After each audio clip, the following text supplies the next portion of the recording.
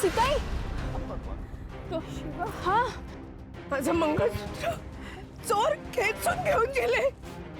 अहो असं कसं झालं? तू एक मिनिट शांत व्हा. मी बघते, मी खरंच बघते, मी आले. अगं तुला कळत नाहीये, शांत काय व्हा. कंपनी सुरू केली तेव्हा त्यांनी माझ्या गळ्यात घातलं होतं ते आयुष्य आहे माझं, ते मंगळसूत्र घेऊन गेले. हो हो हे बघा सीताई, तुम्ही शांत व्हा. तुमचं मंगळसूत्र मी तुम्हाला आणून देईन. मी वचन देते तुम्हाला. तुम्ही इथे थांबा, मी आले पटकन. हा इथेच थांबा, मी बघते.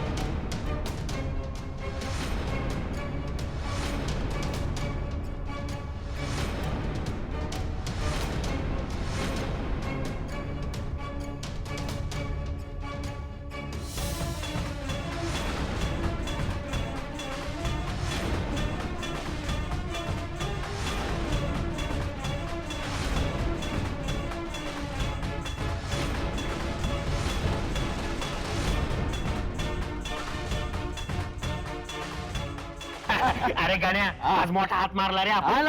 किती तोळ्याचा असेल रे? 10-12 तोळ्याचा तरी असेल.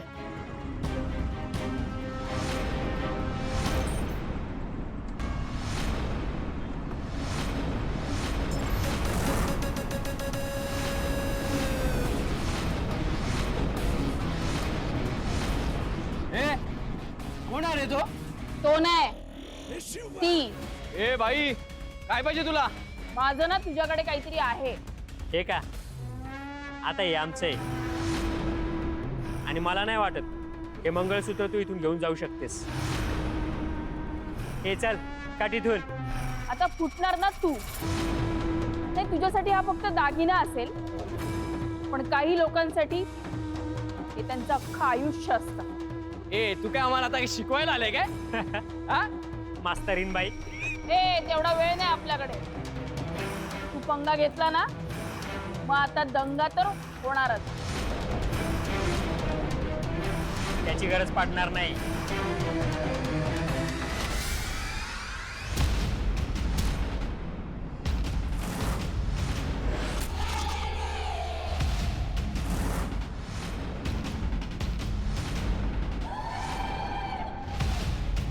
बाई म्हणजे अंगार असते.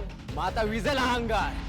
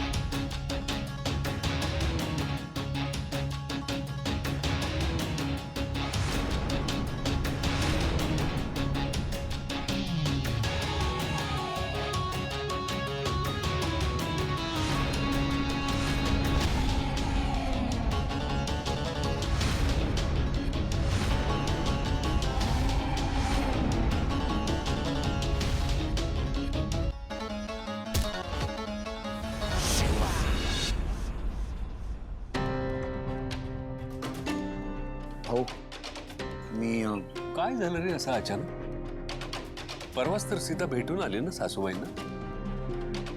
अहो आता सासूबाईंचं वय झालंय, त्या वयानुसार तक्रारी या असणारच. आणि उर्मिला गेली आहे ना आता तातडीने, कळेल आपल्याला. नाही ते बरं झालं. पण लक्ष्मण, हे घरातले वाद संपायचं काही नाव घेत नाहीत. मी चुकलो ना रे? हो, असं काय बोलताय तुम्ही? आशुशिवाचं लग्न झालं नसतं तर ना सीताला त्रास झाला असता, ना शिवाला ही अग्निपरीक्षा द्यावी लागली असती. माझ्या एका निर्णयामुळे घरातलं वातावरण बिघडलं ना. अरे भाऊ, तुम्ही असा का विचार करताय? उलट असा विचार करा ना की तुमच्या एका निर्णयामुळे या घराला हवी तशी सून मिळाली, आशूला हवी तशी जोडीदार मिळाली. आणि वहिनी आणि शिवामध्ये जी भांडणं आहेत ना ती आता टोकाला गेली आहेत. त्यामुळे कधी भडका उडेल हे आपल्याला माहिती आहे. आणि म्हणूनच जो तुम्ही मार्ग सांगितलाय की आशू आणि शिवाला आपण बाहेर पाठवूया, तो योग्य आहे भाऊ.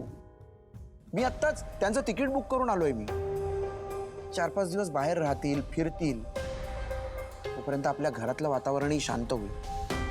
नाही खरंय, हाच योग्य पर्याय आहे. सीता सुखरूप परत आली म्हणजे मग आपण बाकीचं सांभाळून घेऊ. तुम्ही काही काळजी करू नका, वहिनी परत येईल. शिवा गेली आहे ना, आणि आशू पण फोन करतोय. पण लक्ष्मण, सीता आल्याशिवाय माझ्या जीवाला चैन नाही पडणार.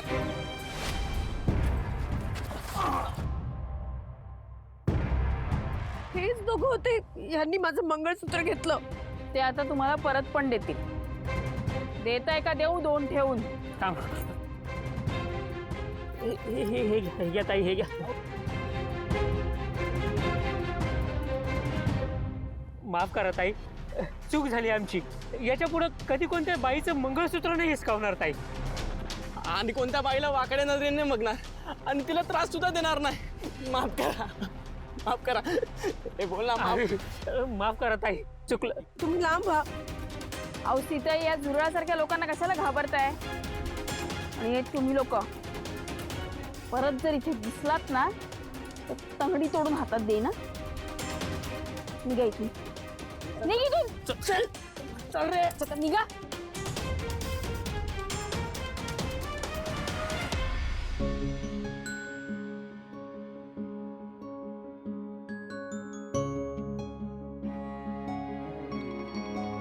सीताई, सीताई या, उठा हळू.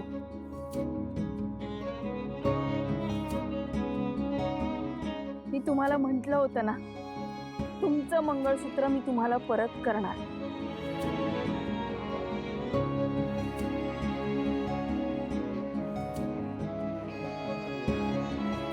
तुमच्या सौभाग्यालाच काय, आपल्या घरावर कोणाचा हात आला ना तर त्याला मला पार करावं लागेल.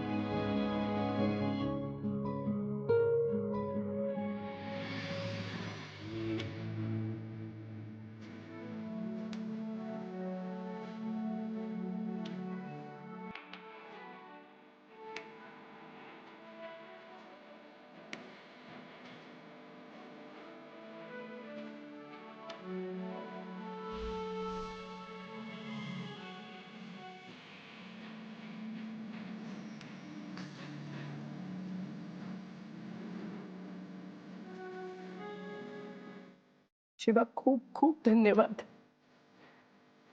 तुला कल्पना नाहीये माझ्यासाठी याची काय किंमत आहे. ते पैशात नाही मोजता येणार. त्यामुळे आज जे तू केलंस ना, कर्तव्य आहे माझे.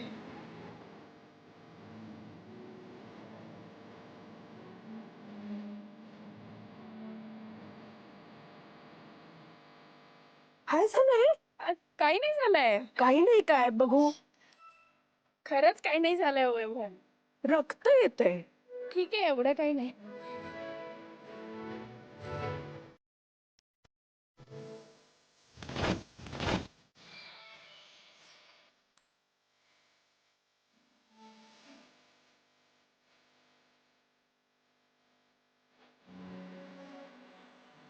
दुखत नाहीये ना?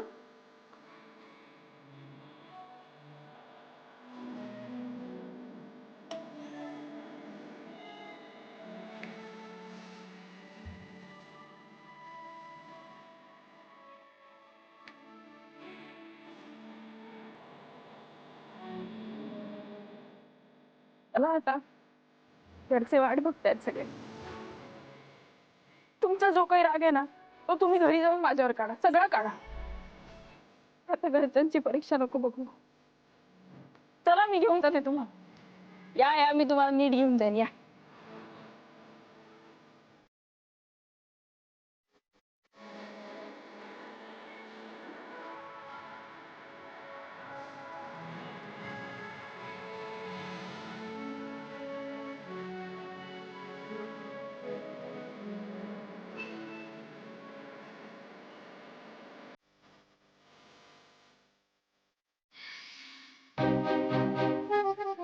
उचला काका उचला.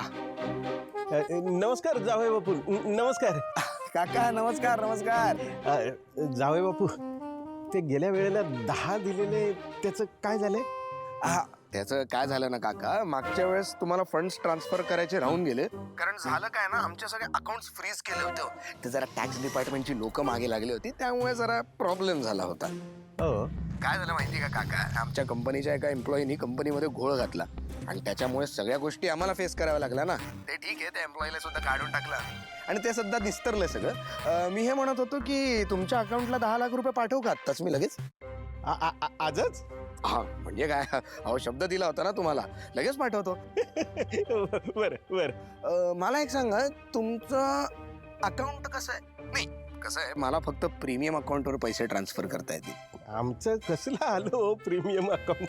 आमचं आपलं चालू खातं.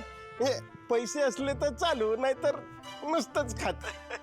अरे मग काका कसं आहे ना, तुमच्या अकाउंटला प्रीमियम करण्यासाठी ना 10,000 रुपये लागतील. मागच्या वेळेला पण ह्यांनी 10च मागितले होते. नाही मला आठवतंय, मागच्या वेळेस तुम्ही मला 10,000 रुपये दिले होते आणि ते मी तुम्हाला वापस करणार आहे बरं का, 50% व्याजाने. पण काय आता सुद्धा ना तुमच्या अकाउंटला प्रीमियम मी कन्वर्ट केलं असतं, पण काय अकाउंट तुमच्या नावावर आहे ना, त्यामुळे पैसे तुमच्या अकाउंट मधूनच डेबिट झाले पाहिजे, तरच मग ते प्रीमियम होईल. नाही तुमचा विश्वास बसत नसेल तर मी आत्ताच्या आत्ता तुम्हाला 1 लाख रुपये पाठवतो. 1 लाख म्हणजे 9 लाखाचा तोटा. त्यापेक्षा 10 गेलेले परवडले. जावे बापू, त्यापेक्षा मी तुम्हाला 10,000 पाठवतो, पण तुम्ही मला लगेच परत पाठवाल ना?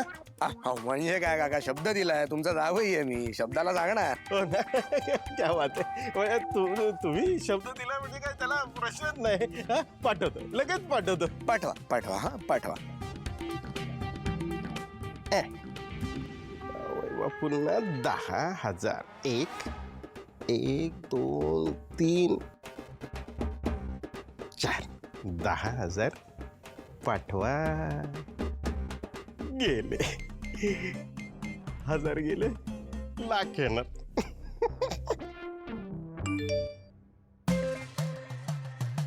येस काका, लव यू. आता मी आणि दिव्या रोमॅन्स रोमॅन्स रोमॅन्स. काळजी नका करू, घेईन. अगं नको, मला ज्यूस नको आता. भाऊ तुम्ही मगातपासून काहीच खाल्लं नाहीये घ्या. आपल्याला गोळ्या घ्यायच्या आहेत, त्यामुळे तुम्ही ज्यूस घ्या. बरोबर आहे, आता सीता आली की मग गोळ्या घे. नाही असं भाऊ नाहीये, असा नका पटकन हट्ट घ्या. करू प्लीज. थोडं तरी घ्या Please. पटकन. अजून किती वेळ वाट बघायची आहे भाऊ? मी थांबणार नाहीये आता, खूप वेळ झालाय. मी पोलिसांना फोन करते, कारण मला त्या शिवावर विश्वास नाहीये. ताई जरा प्लीज थोडासा पेशन्स दाखव. ऐक ना अशू, मी आता थांबणार नाहीये, कारण ना तुला कदाचित काय तुला आईची काळजी नाहीच आहे, पण मला आहे. तू काय बोलतेस, तुझं तुला तरी कळतं का? काय बोलले? ती शिवा आईला परत आणू शकत नाही, तरी सुद्धा तू तिची वाट बघत बसल्यास इथे.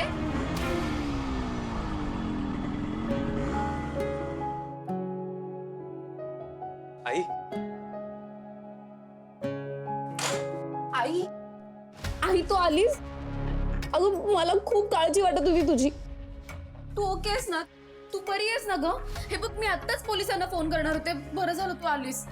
आई ग, का तू चिडून निघून गेलीस ग? हा किती काळजीत होते बघ सगळे. शिवा, तुझ्या हाताला काय लागलंय? हा शिवा, काय लागलंय तुला? ते काय नाही ते. अशू काही काय प्रश्न विचारतोयस? बाहेर गेली होती ना, कुठेतरी गुंडगिरी मारामारी करून आली असेल, लागलं असेल तिला. आई, त्या गुंडांमुळे तुला काही झालं नाहीये ना? कीर्ती, असं काहीही झालेलं नाहीये. मी म्हंटल होतं ना, सीताईंना मी परत घेऊन येणार.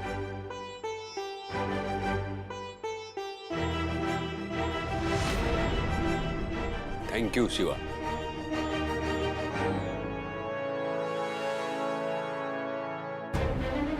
भाऊ, एक मिनिट. थँक्यू का म्हणताय? तिच्यामुळे आई घर सोडून गेली आणि तिनेच परत आणले आईला. थँक्यू काय म्हणायचं त्यात?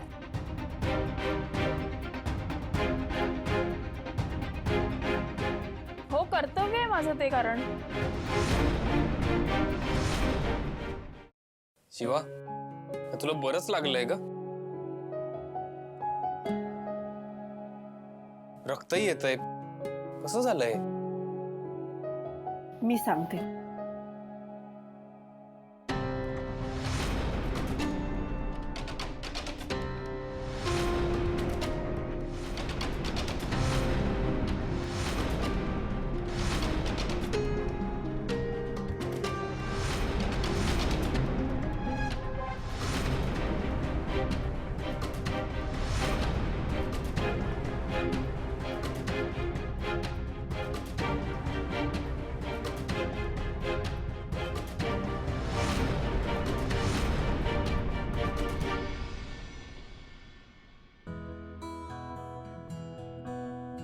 शिवा, दरवेळेस तू तुझा जीव धोक्यात घालून या घरासाठी खूप काही करतेस.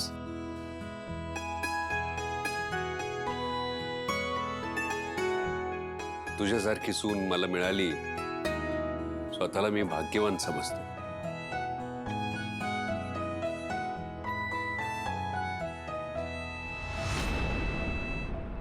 शिवा, ऐक ना, तुला खूप लागलं नाही ना? आणि आई तुला? मी ठीक आहे, पण शिवाला खरंच लागले आणि तिच्या जखमेला मलमपट्टी करायला हवी लवकरात लवकर. चला. अरे बापरे, चित्र पालटलेलं दिसतंय. एक मिनिट आई, तू तू विसरलीस का? तू ह्या मुलीमुळे घराच्या बाहेर गेली होतीस. सगळं जे काही झालंय ना, ते या मुलीमुळे झालंय. तिकडे जाऊन मारामारी करून आलीये. तू तू कसं विसरू शकतेस? कीर्ती, थांब. मी घरातनं बाहेर पडले ते शिवामुळेच, पण ह्याच शिवाने आज माझं सौभाग्य वाचवले.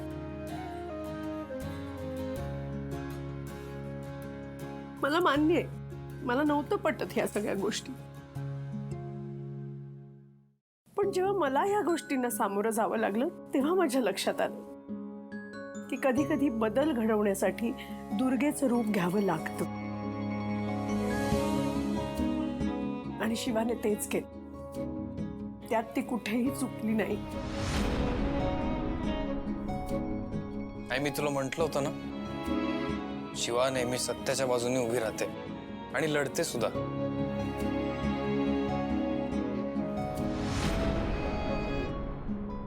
संपदा, मला खूप भूक लागली बुवा आता. चला. चला, औषध घ्या पटकन. चला चला. आणि तू चल मलमपट्टी करायला, बघू मला ते. आणि हे कापड कसलं आहे? सीताईंनी त्यांची साडी फाडून मला हे बांधलंय.